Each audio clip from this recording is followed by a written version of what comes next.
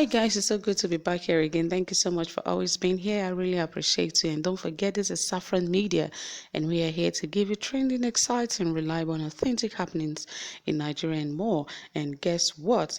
Magu has been asked to give account of 550 billion naira asset that has gone missing, and as if that is not enough, Magu has also requested that the AGF be seriously investigated because he explained that the AGF Abubakar Malami had no constitutional authority to approve the auction of recovered assets, which he said was the responsibility of the Minister of Finance. He said all of this, that AGF is also guilty, that it should conduct that it doesn't have right to conduct an open bid for sale of crude oil and diesel, as well as five vessels forfeited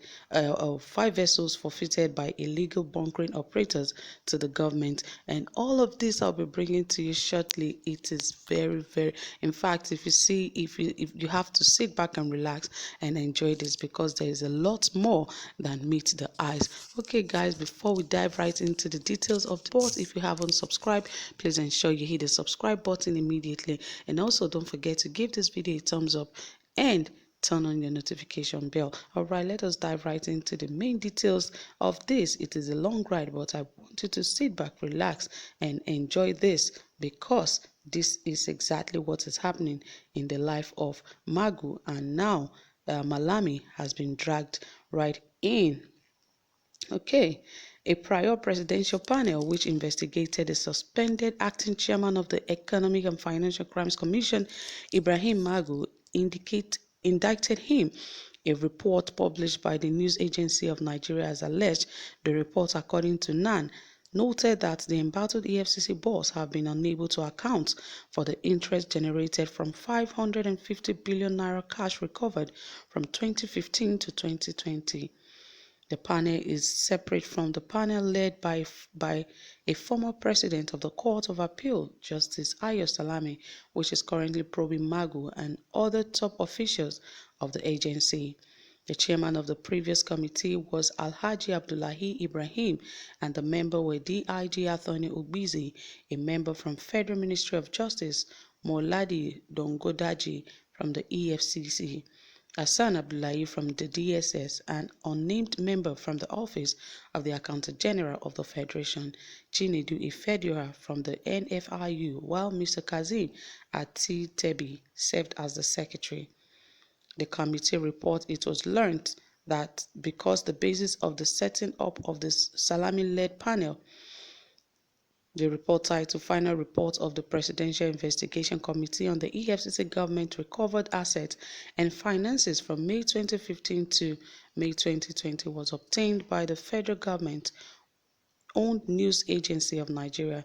The report read in part, failure to report on the interest on actual lodgements clearly establishes that the interest element of over 550 billion naira has been reluted relating to the period under review. This is an apparent case of manipulation of data in a very brazen and unprofessional manner, and this has greatly eroded the public confidence in the anti-corruption efforts. The panel said it was quite disturbing that conflicting figures were being circulated in the public space by the EFCC as the amount of recovered funds. It said these inconsistencies cast serious doubt on the accuracy of figures submitted by the EFCC. The committee said it was the view that the EFCC could not be said to have fully accounted for cash recoveries made by it, noting that there were discrepancies between what the embattled chairman reported and the lodgements the commission made. It added it must be pointed out that the discrepancies of more than 31 billion naira does not include interest accrued in this account since it was opened.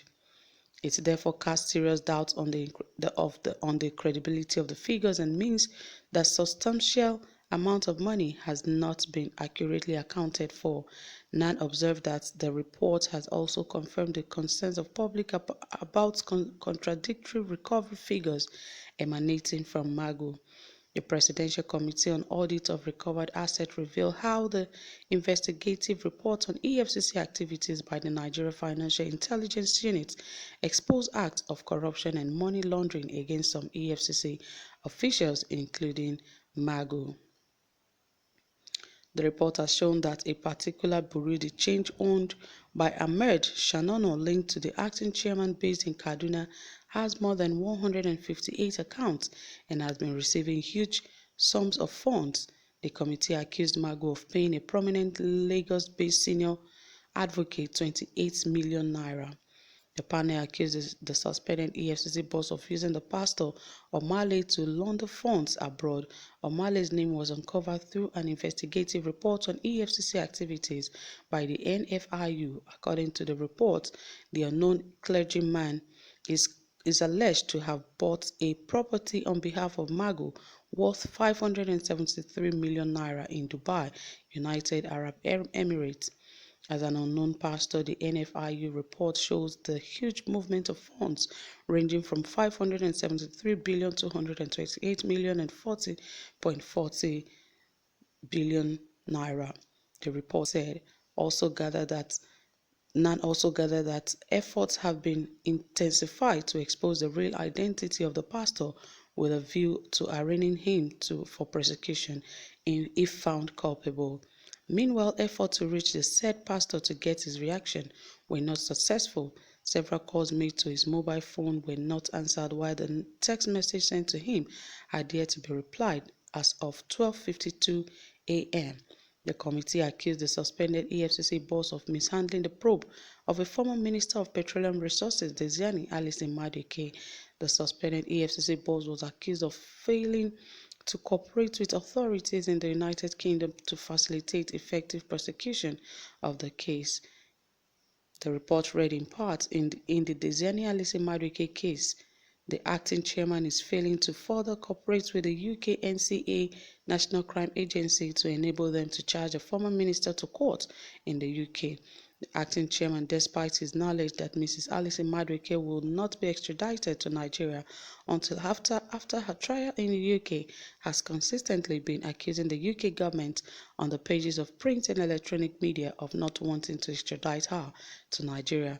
Magu was also accused of deliberately refusing to provide documentary evidence that would make the office of the Attorney General to commence the extradition process of Desiani Madueke.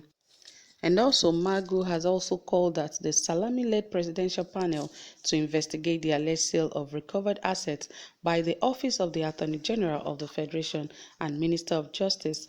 Magu explained that the AGF Abubakar Malami San had no constitutional authority to approve the auction of recovered assets, which he said was the responsibility of the Minister of Finance.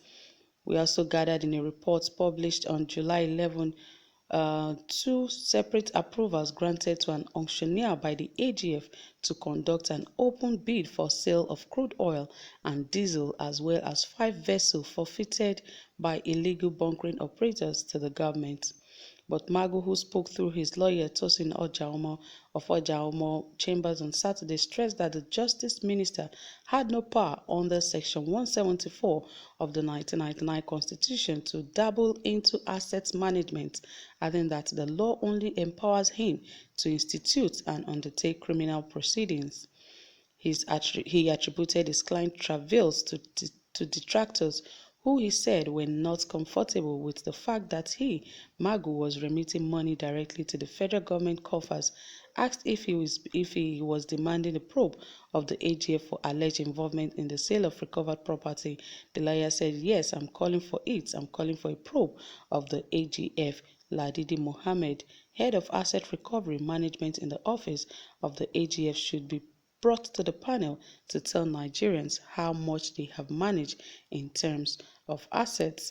On what grounds is the AGF appointing contractors to conduct open bid? You can see that there is question mark on the company appointed to conduct the auction. So that was it, guys. You can imagine that there are so many things involved in this Magu's case, and we're yet to uncover so many. So guys, drop a comment and tell us what you think about all of this, because it's getting more interesting. Thank you so much for staying tuned. I really do appreciate it. If you haven't subscribed, please do, and also give this video a thumbs up. Do have a pleasant time. Bye for now.